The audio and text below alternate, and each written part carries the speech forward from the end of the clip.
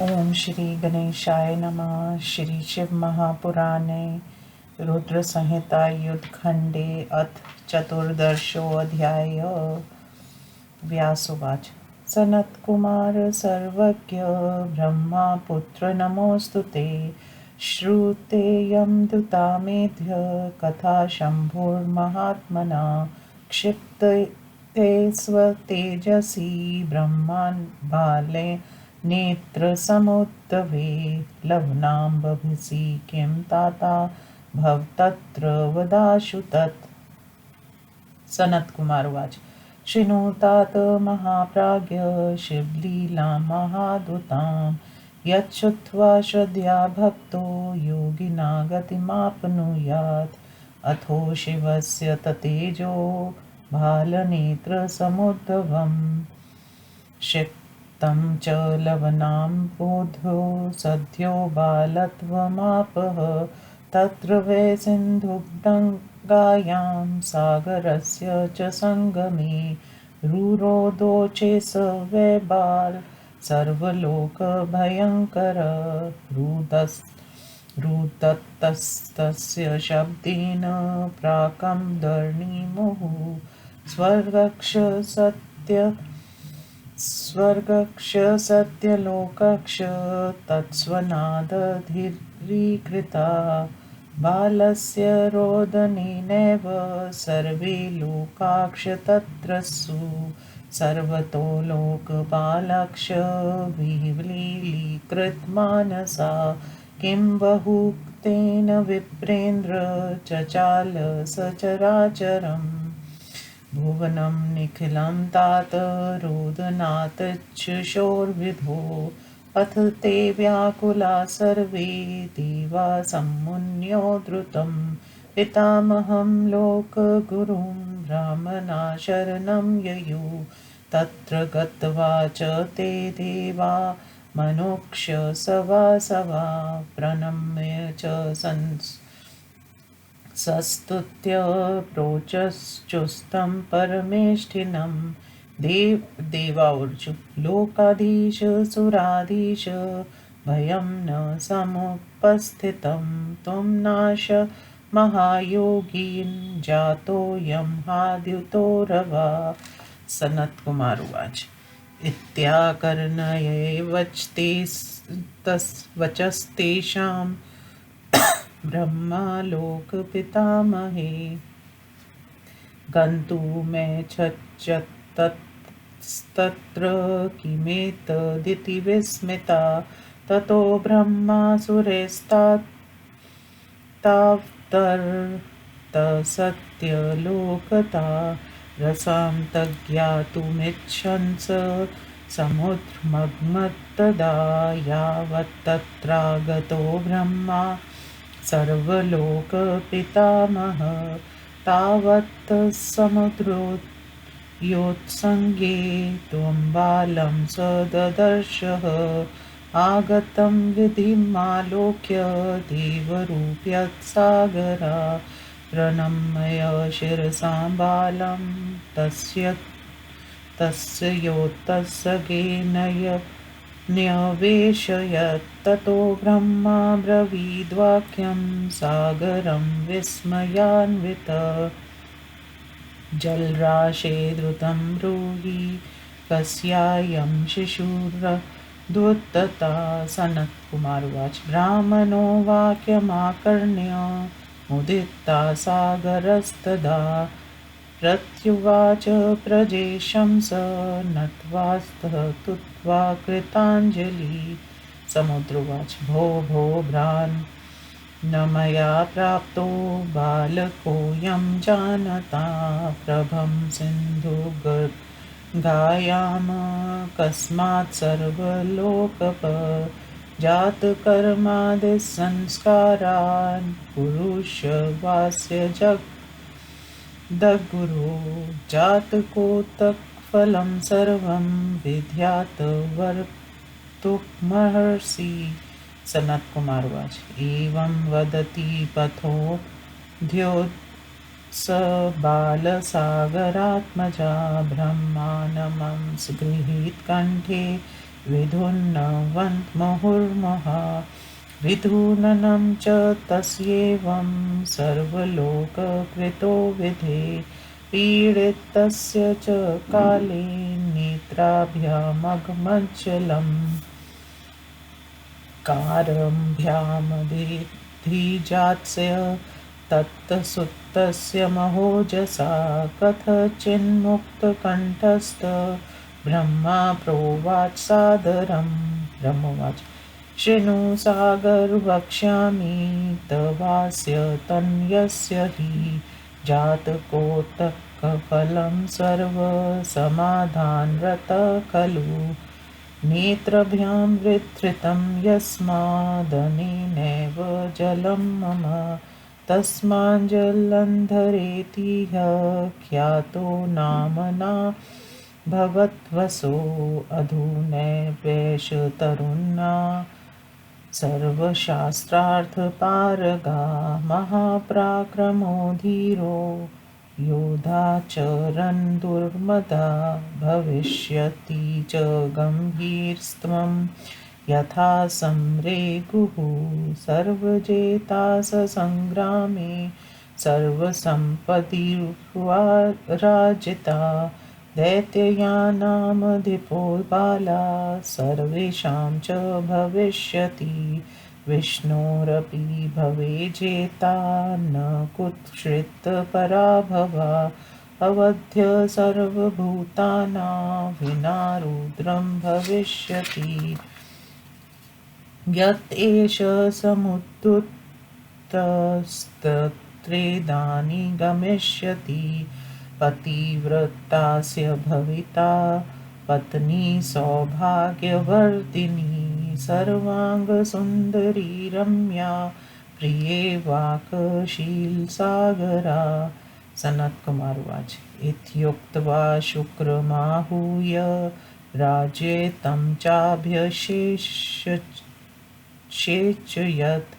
आमन्त्र्य सरितां नाथं ब्रह्माण्डार्णवमन्वगात् अथ तद्दर्शनोत्फुल्लयन् सागरस्तदा तमात्मजं समादाय स्वगेहं गमन्मुदा अपोषण्णं पोपाय स्वबालं मुदितात्मका सर्वां सुन्दरं रम्यं महाद्भुतसुतेजसम् अथां बुद्धिसमाहूय कालनेमि महासुरं वृन्दाभिद्धा सुतां तस्य तद्वार्यार्थमयाचत कालनेम्यसुरो वीरो सुराणां प्रवर्सुधि साधु मेनेमुमबुद्धैर्याञ्च स्वकर्मणि पुनो मने जलन्धराय वीराय सागरप्रभवाय च ददो ब्रहाविधानेन स्वसुतां प्राणवल्लभां तदोत्सवो महानासी दिवाहे च तयोस्तदा सुखं प्रापुर्नदानद्यो सुराक्षैवाखिला मुने समुद्रोऽति सुखं प्राप सुतं दृष्टा हि सस्त्रियं दानं ददो द्विजातिभ्यो पयन्येभ्यक्ष यथाविधि ये देवै निर्जिता पूर्वं दैत्या पाताल संस्थिता ते हि भूमण्डलं याता निर्भया स्तमुपाक्षिता ते कालनेमि प्रमुखास्त ततोऽसुरास्तस्मै सुतां सिन्धुसुताय दत्त्वा बभूवुरयन्तमुदान्विता हि तमाक्षिता देवविनिर्जयाय स चापि वीरो बुद्धि बालकोऽसौ जलन्धराख्यो सुरवीरवीर सम्प्राप्य भार्यामति सुन्दरी वशी चकार राज्यम ही कवि प्रभावात्। इति श्री शिव महापुराणे द्वितीयायां रुद्र संहिता पंचमे युद्धखंडे जलंधर वधोपाख्याने जलंधरोत्पत्ति विवाह वर्णन नाम चतुर्दशोऽध्याय। हिंदी अनुवाद। व्यास जी ने कहा, हे ब्रह्मपुत्र, सर्वज्ञ सनत कुमार जी, आपको नमस्कार है। आज मैंने भगवान शिव जी की यह आश्चर्यकारक कथा सुनी। हे तात, जब शिव जी ने अपनी तीसरी नेत्र की अग्नि को क्षार समुद्र में डाल दिया तब क्या हुआ, उसे शीघ्र सुनाइए। सनत कुमार जी ने कहा, हे महाबुद्धिमान तात, शिव जी की अद्भुत लीला को सुनो, जिसे सुनकर भक्त योगियों के स्थान को पा जाता है।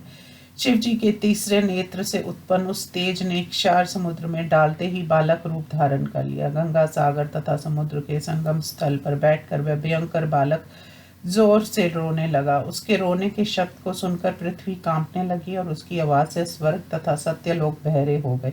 उस बालक के रोने से सभी लोग भयभीत हो गए। चारों ओर लोकपाल भी घबराने लगे। हे नारद, अधिक कहने से क्या लाभ है। उसके रोने के शब्द को सुनकर चर अचर सब कांपने लगे। उसके बाद देवता तथा मुनि जन व्याकुल होकर लोक गुरु पितामह ब्रह्मा को शरण में गए। वहां इंद्र आदि देवता तथा मुनिगणों ने ब्रह्मा जी को प्रणाम कर उनकी स्तुति कर उनसे देवताओं ने कहा, महायोगी, लोकाधीश, सुराधीश, इस अद्भुत शब्द के कारण जो ये भय उत्पन्न हुआ है, इसे दूर कीजिए। सनत कुमार जी ने कहा, समस्त लोकों के पितामह ब्रह्मा ने उनकी इन बातों को सुनकर चकित होकर ये कहा, ये क्या है, इसे जानने के लिए वहां जाना चाहा। हे तात, तब ब्रह्मा जी देवताओं के साथ सत्यलोक से उत्तर कर ये क्या हो रहा है इसे जानने के लिए पृथ्वी पर समुद्र तट पर गए। समस्त लोक के पितामह ब्रह्मा जी वहां आए। तब तक उन्होंने समुद्र की गोद में उस बालक को देखा। ब्रह्मा जी को अपने तट पर आए हुए देखकर देवता रूप उस समुद्र ने उन्हें सिर झुकाकर प्रणाम कर उनकी गोद में बालक को रख दिया। तब आश्चर्यचकित होकर ब्रह्मा जी ने समुद्र से पूछा, हे समुद्र, यह आश्चर्यकारक बालक किसका है, शीघ्र कहो। सनत कुमार जी ने कहा, ब्रह्मा जी के वाक्य को सुनकर प्रसन्न होकर समुद्र ने ब्रह्मा जी को हाथ जोड़कर नमस्कार किया, फिर उनकी स्तुति की। तब उनसे कहा, समुद्र ने कहा, हे ब्रह्मा जी, मैं इस बालक के संबंध में कुछ नहीं जानता। सब लोगों के स्वामी ये गंगा सागर के संग में सहसा प्रकट हुआ है। हे जगत गुरु, आप इस बालक के जात कर्म आदि संस्कार कीजिए। हे विधाता, जातक संबंधी समस्त फल भी कहिए। सनत कुमार जी ने कहा, समुद्र के इतना कहने पर समुद्र पुत्र वह बालक ब्रह्मा जी का गला पकड़कर बार बार उन्हें झकझोरने लगा। समस्त लोगों के रचयिता ब्रह्मा को इस प्रकार झकझोरने से उनकी आंखों से तत्काल आंसू गिरने लगे। किसी प्रकार उसके हाथों से अपना गला छुड़ाकर आदर के साथ उससे ब्रह्मा जी ने कहा, हे समुद्र, तुम्हारे इस पुत्र के जातक के अनुसार मैं फल कहता हूँ, तुम सावधान होकर सुनो। क्योंकि इसने मेरी आंखों से निकले हुए जल को धारण किया, इसलिए इसका नाम जलंधर हो गया। ये अभी से तरुण है तथा समस्त शास्त्रों का ज्ञाता है। ये पराक्रमी, धीर, योद्धा तथा युद्ध में इसे कोई दबा नहीं सकता। ये युद्ध में तुम्हारे समान गंभीर होगा जैसा युद्ध में कार्तिकेय है। युद्ध में ये सबको जीत लेगा। ये सब प्रकार से संपन्न होगा। ये बालक सभी दैत्यों का स्वामी होगा। ये विष्णु को भी जीत सकता है। ये कहीं भी हारेगा नहीं। रुद्र के अतिरिक्त इसे कोई नहीं मार सकता। जहां से इसकी उत्पत्ति हुई है अंत में वहीं जाएगा। इसकी स्त्री पतिव्रता तथा सौभाग्य को बढ़ाने वाली होगी। सर्वांग सुंदरी, रमणीय, मधुर भाषिणी तथा उत्तम चरित्र वाली होगी। सनत कुमार जी ने कहा, ऐसा कहकर दैत्य गुरु शुक्राचार्य को बुलाकर उसका राज्य अभिषेक कराकर समुद्र से पूछा। ब्रह्मा जी अंतर ध्यान हो गए। उस बालक को देखकर समुद्र प्रसन्न होकर उसने उस अपने पुत्र को घर के भीतर ले गया। प्रसन्न होकर अपने बालक का पालन पोषण करने लगा। वह भी सर्वांग सुंदर तथा परम तेजस्वी था। उसके बाद समुद्र ने काल नेमी नामक महान असुर को बुलाकर उसकी पुत्री वृंदा को अपने पुत्र की स्त्री के रूप में उससे मांगा। हे मुनि, वीर असुरों में श्रेष्ठ काल नेमी ने समुद्र की इस प्रार्थना को स्वीकार कर लिया। समुद्र पुत्र वीर जलंधर को उसने ब्रह्मा विवाह विधि से अपनी कन्या दे दी। हे मुनि, उन दोनों ने विवाह काल में महान उत्सव मनाया गया। उस समय नद नदियां तथा असुरों को प्रसन्नता हुई। वधु सहित अपने पुत्र को देखकर समुद्र अत्यंत प्रसन्न हुआ। उसने ब्राह्मणों, नट, नर्तक तथा गायकों को पर्याप्त दान दिया। पाताल में रहने वाले जिन दैत्यों को पहले देवताओं ने पराजित किया था, वे सभी भूमंडल में आकर निडर होकर उसके साथ रहने लगे। वे काल, नेमि आदि असुर समुद्र पुत्र अंधकासुर को अपनी कन्या देकर बहुत प्रसन्न हुए और देवताओं को पराजित करने के लिए उसके शरण में आए। वह महाबली समुद्र पुत्र जलंधर अति सुंदर स्त्री को पाकर शुक्राचार्य के प्रभाव से उसने अपनी प्रजा को अपने वश में कर लिया। इस प्रकार शिव महापुराण में जलंधरोत्पत्ति विवाह वर्णन नामक 14वां अध्याय समाप्त। ओम नमो शिवाय।